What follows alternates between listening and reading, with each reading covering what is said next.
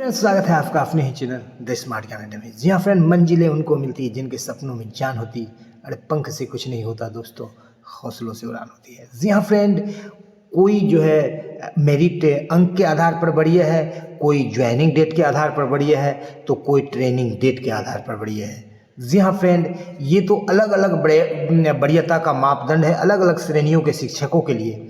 लेकिन सबसे बड़ा प्रश्न ये उठता है कि बीपीएससी शिक्षक, विशिष्ट शिक्षक और नियोजित शिक्षक, इन तीनों में बढ़िया कौन है और उनके वरीयता का क्रम क्या है। ये अभी वर्तमान में बड़ा सवाल निकल करके आ रहा है। एक तरफ तो राज्यकर्मी से विशिष्ट शिक्षकों को भी ज्वाइनिंग हो गई है, उधर टीआरई 3 का और सक्षमता 2 का काउंसलिंग चल रहा है। कुछ लोग नियोजित बनकर रहने में अपने आप को स्थायित्व देख रहे हैं, अपने जगह से किसी तरह की कोई दिक्कत उनको नहीं निकल रही है, तो दूसरे ओर कोई लोग राज्यकर्मी की तरफ मुखातिब हो रहे हैं।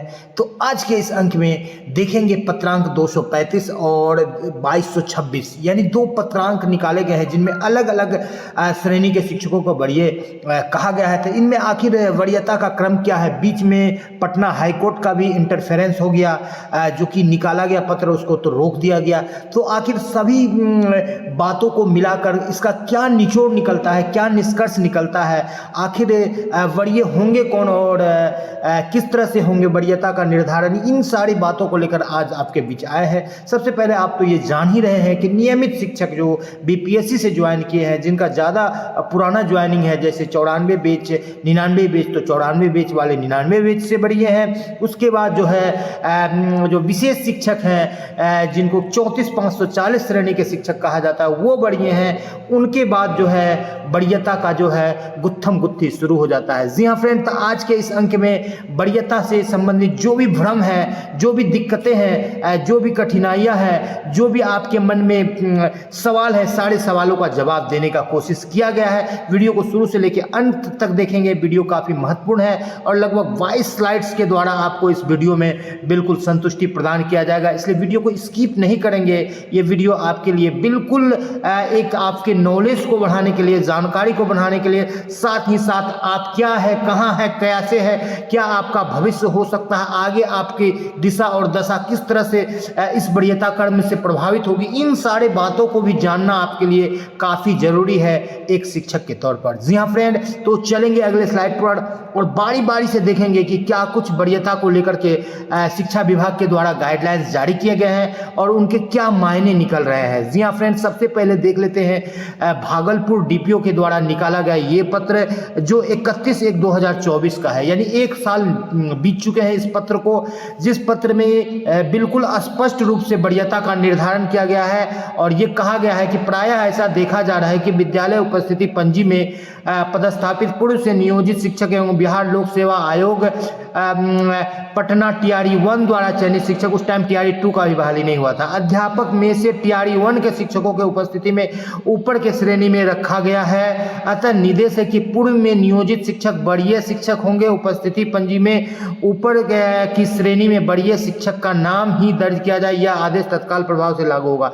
यहाँ पर नियोजित शिक्षकों को वरीय बनाया गया। अब क्यों बनाया गया, इसके पीछे भी कारण है, उस चीज को भी आपको बताएंगे, या अभी ही इस चीज को हम डिस्क्लोज कर देते हैं कि नियोजित शिक्षक को यहाँ पर डीपीओ भागलपुर के द्वारा क्यों वरीय बनाया गया। इसके पीछे जो सबसे बड़ी वजह निकल करके आ रही है, वो वजह है कि बीपीएससी शिक्षकों का अभी 2 वर्ष का प्रोबेशन पीरियड, यानी कि जो परिवीक्षा अवधि है वो समाप्त नहीं हुआ है। जब तक किसी शिक्षक का परिवीक्षा अवधि समाप्त नहीं होता है, प्रोबेशन पीरियड समाप्त नहीं होता है, उनके नौकरी में स्थायित्व नहीं होता है, उनके सर्विस बुक में अस्थायी शिक्षक के तौर पर उनकी एक नियुक्ति नहीं हो पाती है। तो अस्थायी कभी भी अस्थायी से ज़्यादा वरीय नहीं हो सकते हैं। ये तो एक सवाल हुआ। अब जब वो प्रोबेशन पीरियड पूरा कर लेंगे तब क्या होगा, तो सारे बातों को बारी बारी से स्पष्ट किया जाएगा। फिलहाल ये 31/1/2024 का पत्र है भागलपुर डीपीओ का, जिसमें कि नियोजित शिक्षकों को वरीय बनाया गया। और इस बाबत जो है वरीयता का निर्धारण करने को कहा गया। अब चलते हैं अगले स्लाइड पर और देख लेते हैं क्या कुछ पत्र निकला हुआ है और क्या बातें उसमें हो रही है। इन सारे बातों को भी देख लेते हैं। जी हाँ फ्रेंड, यहाँ पर देख लीजिए, माध्यमिक शिक्षा निदेशक जो कि डीपीओ से बड़े पदाधिकारी हैं, एक लेवल ऊपर प्रदेश स्तर के पदाधिकारी हैं, और इनके द्वारा निकाला गया पत्र कहीं ना कहीं पूरे बिहार के लिए एक गाइडलाइन होता है, एक मार्गदर्शन होता है और एक पत्थर की लकीर होती है। जी हाँ फ्रेंड, तो उनके द्वारा 2226 पत्रांक में क्या कुछ कहा गया इसको देख लेते हैं। जी हाँ फ्रेंड, और क्यों कहा गया, तो जब प्रभार को लेकर के विद्यालय से कतिपय विद्यालय से ये सवाल जाने लगे कि किसको प्रभारी बनाया जाए, TRE 1 को बनाया जाए कि पुराने नियोजित शिक्षक को बनाया जाए, इस तरह की जब बातें उठने लगी तो माध्यमिक शिक्षा निदेशक वैद्यनाथ यादव जी ने अपने ज्ञान से और जो शिक्षा विभाग में जो भी गाइडलाइंस है उनके आधार पर एक वरीयता का क्रम जारी किया और एक विस्तृत गाइडलाइन दिया कि ये शिक्षक वरीय होंगे।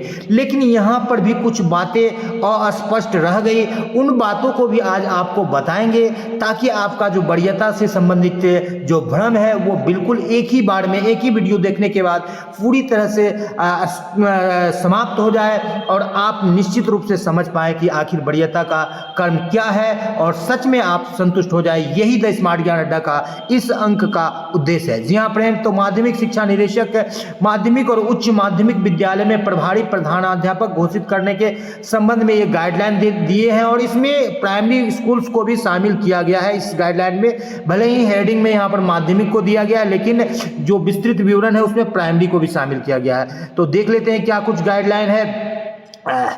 तो सबसे पहले इसमें देख लेते हैं क्या कुछ गाइडलाइन है, यहाँ पर देख लेते हैं। बिल्कुल थोड़ी सी चलिए ठीक है। उपर्युक्त विषयक विभिन्न जिलों से जिला शिक्षा पदाधिकारी द्वारा माध्यमिक उच्च माध्यमिक विद्यालय में नियमित प्रधानाध्यापक के पदस्थापन नहीं होने की स्थिति में किस कोटि के शिक्षकों को प्रभारी प्रधानाध्यापक घोषित किया जाए से संबंधित मार्गदर्शन की मांग की जा रही है। इस संबंध में विभाग द्वारा सभी समीक्षोपरांत माध्यमिक उच्च माध्यमिक विद्यालय में प्रभारी प्रधानाध्यापक घोषणा करने के संबंध में निम्नलिखित निर्देश दिया जाता है। तो क्या यहाँ पर निर्देश दिए गए हैं, क्या बताया गया है, इनको देख लेते हैं। पहली स्थिति में यहाँ पर 8 स्थितियों का हवाला देते हुए ये पत्र निकाला गया है। यदि किसी माध्यमिक उच्च माध्यमिक विद्यालय में कक्षा 1 से 8 के पुराने वेतनमान के प्रधानाध्यापक पदस्थापित हैं, उनके साथ स्थानीय निकाय बिहार लोक सेवा आयोग द्वारा नियुक्त शिक्षक पदस्थापित हैं, कक्षा 1 से 8 के पुराने वेतनमान के प्रधानाध्यापक को वित्तीय प्रभारी घोषित किया जा सकता है। यानी कि जो BPSC वाले जो शिक्षक हैं, जो पुराने नियमित शिक्षक हैं, वो सबसे बढ़िया हो गए। यहाँ पर क्लियर हो गया, एक एक करके आपको वरीयता का यहाँ पर जो है परत दर परत खुलते चला जाएगा और आपके भ्रम की समाप्ति होती चली जाएगी। यदि किसी माध्यमिक उच्च माध्यमिक विद्यालय में पुराने वेतनमान के माध्यमिक शिक्षक के सहायक शिक्षक के साथ स्थानीय निकाय के शिक्षक एवं बिहार लोक सेवा आयोग द्वारा नियुक्त शिक्षक पदस्थापित है, यानी कि BPSC का जो नियमित हेडमास्टर नहीं है, सहायक शिक्षक मौजूद है, यानी उसी कैडर के शिक्षक है और वो सहायक के रूप में काम कर रहे हैं। पुराने वेतनमान के सहायक शिक्षक वरीय होंगे, वही प्रभारी प्रधानाध्यापक प्रभारी घोषित किए जाएंगे। यानी कि BPSC वाले हेडमास्टर डायरेक्ट, जिनको हेडमास्टर में प्रमोशन मिला है वो है तो सबसे बढ़िया। यदि सहायक भी है नियमित में से तो उन्हीं को वरीय माना जाएगा और उन्हीं को प्रभार दिया जाएगा। अब आगे चलते हैं, तीसरे कॉलम पर देख लेते हैं क्या कुछ यहाँ पर छपा है, इसको भी देख लेते हैं। जी हाँ फ्रेंड, यदि किसी विद्यालय में 1 से 8 के पुराने वेतनमान के सहायक शिक्षक पदस्थापित है, साथ ही उनके साथ स्थानीय निकाय बिहार लोक सेवा आयोग द्वारा नियुक्त शिक्षक पदस्थापित है, तो 1 से 8 के पुराने वेतनमान के सहायक शिक्षक को वित्तीय प्रभारी घोषित किया जा सकता है। ये ऊपर वाले के तर्ज पर ही लगभग है। अब आगे चलते हैं और देख लेते हैं। यदि किसी विद्यालय में केवल स्थानीय निकाय के शिक्षक पदस्थापित है, अब आया मेन, यानी कि सिर्फ और सिर्फ नियोजित शिक्षक है, वरीय स्थानीय निकाय के शिक्षकों को प्रभारी घोषित जा सकता है। तो यहाँ पर वरीय जैसे 1 to 5 से 6 to 8 वरीय होते हैं, 6 to 8 से 9 10 वरीय होते हैं और 9 10 से 11 12 वरीय होते हैं। तो यदि 11 12 के शिक्षक हैं तो चाहे उनका ज्वाइनिंग डेट जो भी हो वो यहाँ पर प्रभारी घोषित हो जाएंगे। यदि 9 10 के शिक्षक हैं, 11 12 वाला कोई नहीं है वहाँ पर, तो वो सिर्फ प्रभारी हो जाएंगे। यदि 6 to 8 हैं तो वो हो जाएंगे, और यदि 6 to 8 वाले भी नहीं है, सिर्फ 1 to 5 है, तो उनमें जो वरीय हैं वो हो जाएंगे। तो वरीयता का क्रम क्या है, तो बीपीएससी वाले शिक्षकों में तो मेरिट क्रमांक मेधा अंक दिया गया है वरीयता का क्रम, लेकिन जो पुराने स्थानीय निकाय के शिक्षक हैं उनमें ज्वाइनिंग डेट और ट्रेनिंग डेट, यानी ज्वाइनिंग डेट जिनका पुराना है वो वरीय है या जिनका ट्रेनिंग डेट पुराना है वो वरीय है। यदि दोनों में से देखा जाए तो ट्रेनिंग डेट को यहाँ पर वरीयता दी जाती है, यानी जो जितना पहले ट्रेंड है वो ज़्यादा बढ़िया है। तो अब आगे चलते हैं अगले स्लाइड पर और देख लेते हैं अगले पॉइंट्स पर क्या कुछ निकल करके रहा है। यदि किसी विद्यालय में केवल बिहार लोक सेवा आयोग द्वारा नियुक्त विद्यालय अध्यापक पदस्थ है, ऐसी स्थिति में बिहार लोक सेवा आयोग द्वारा नियुक्त विद्यालय अध्यापक को प्रभारी घोषित किया जा सकता है। तो इसमें कौन बनेंगे? एक ही डेट में मान लीजिए 4 शिक्षक ज्वाइन किए तो अल्फाबेटिकली देखना है, लेकिन मेरिट मार्क्स देखना है, यानी मेधा अंक जिनका ज़्यादा है या जो पहले ज्वाइन किए हैं वो बढ़िए है, लेकिन पहले और पीछे में बीपीएससी की क्राइटेरिया नहीं माना गया है वरीयता का। बीपीएससी के लिए जो मेधा अंक है उन्हीं को वरीयता का आधार माना गया है, लेकिन आने वाले भविष्य में मेधा के साथ साथ जो है ज्वाइनिंग डेट और को भी सरकार कहीं ना कहीं तवज्जो देगी, क्योंकि ये मैटर कोर्ट में चला गया है और कोर्ट ने क्यों कुछ इंटरफेरेंस किया है, क्या कुछ गाइडलाइन दिया, उन बातों को भी कहेंगे, उसके बाद आपको निचोड़ भी बताएंगे। लेकिन पहले पूरे वीडियो को देख लीजिए जो कि वॉइस स्लाइड का वीडियो है। यदि किसी विद्यालय में बिहार लोक सेवा आयोग द्वारा नियुक्त विद्यालय अध्यापक एवं स्थानीय निकाय शिक्षक पदस्थापित हैं, तो यहाँ पर क्या कुछ कहा गया? बिहार लोक सेवा आयोग द्वारा नियुक्त अध्यापक को प्रभारी प्रधानाध्यापक घोषित किया जा सकता है। तो यहाँ पर स्थानीय निकाय को प्रभारी नहीं घोषित किया गया और डीपीओ भागलपुर ये कह रहे हैं कि स्थानीय निकाय वाले को आगे रखा जाए, और यहाँ पर कह रहा है बीपीएससी वाले को आगे रखा जाए, यानी प्रधानाध्यापक बनाया जाए, बढ़िया किया जाए। तो दोनों बातों में कौन सा सच है इसी का आज क्लियर करेंगे। साथ ही साथ एक नई कैटेगरी जो कि निकल करके आ रहे हैं विशिष्ट शिक्षकों की कैटेगरी, उनको भी देखेंगे कि इस वरीयता के सूची में वरीयता के क्रम में कहाँ फिट बैठ रहे हैं, इस बातों को भी हम जानने का प्रयास करेंगे। जी हाँ फ्रेंड, तो यहाँ पर देख लेते हैं कि बीपीएससी शिक्षकों को प्राथमिकता मिलेगी, क्योंकि ये पत्र निकाला गया था। कब प्राथमिकता मिलेगी? क्योंकि कोर्ट ने इस पर रोक लगा दी। ये जो प्रभार देने का सिलसिला जो बैद्यनाथ प्राथमिक माध्यमिक निदेशक के द्वारा निकाला गया, बैद्यनाथ प्रसाद जी के द्वारा, तो पटना हाईकोर्ट में जब नियोजित शिक्षक गए कि मेरी 20 साल की सेवा है, मुझे वरीयता का लाभ नहीं मिल रहा है, और जो 2 दिन पहले ज्वाइन किए हैं उनको प्रधानाध्यापक बनाया जा रहा है, तो बात निकल करके आई प्रोबेशन पीरियड की। यानी कि जब प्रोबेशन पीरियड में बीपीएससी शिक्षक हैं तो भले ही वो राज्यकर्मी का दर्जा प्राप्त उनको है, लेकिन वो वरीय नहीं है नियोजित शिक्षक के। लेकिन फिर वही बात, जब प्रोबेशन पीरियड उनकी समाप्त हो जाएगी, वो अस्थायी शिक्षक रहेंगे, तो बीपीएससी शिक्षक के जो है वो नियोजित शिक्षक स्थानीय निकाय के शिक्षक से हर हाल में वरीय होंगे। ये बात आप लिख लीजिए, चाहे आप एक नियोजित शिक्षक है, चाहे विशिष्ट है, चाहे बीपीएससी है। अब विशिष्ट के साथ इसकी तुलना अभी करी जाएगी। बीपीएससी शिक्षकों को प्राथमिकता मिलेगी। प्रभारी एचएम बनाने को लेकर के गाइडलाइन दिया गया था, बीपीएससी शिक्षकों को प्राथमिकता देने की बात की गई थी। वहाँ बीपीएससी वाले बनेंगे प्रधानाध्यापक, इस बाबत जो है पत्र जारी किया गया था।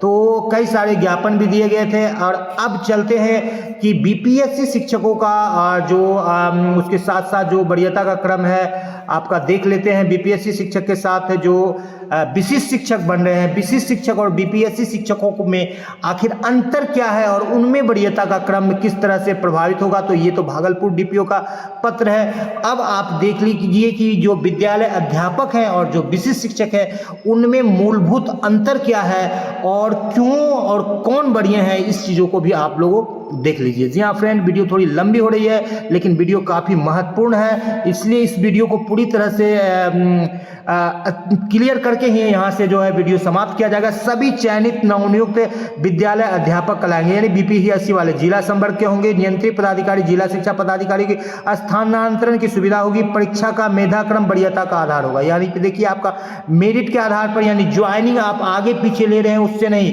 यदि टीआरई 1 में भी कोई ज्वाइन लिए हैं, यदि टीआरई 3 में ज्वाइन लेते हैं, इनका 60 नंबर है और उनका 95 नंबर है, तो 95 वाले वरीय होंगे।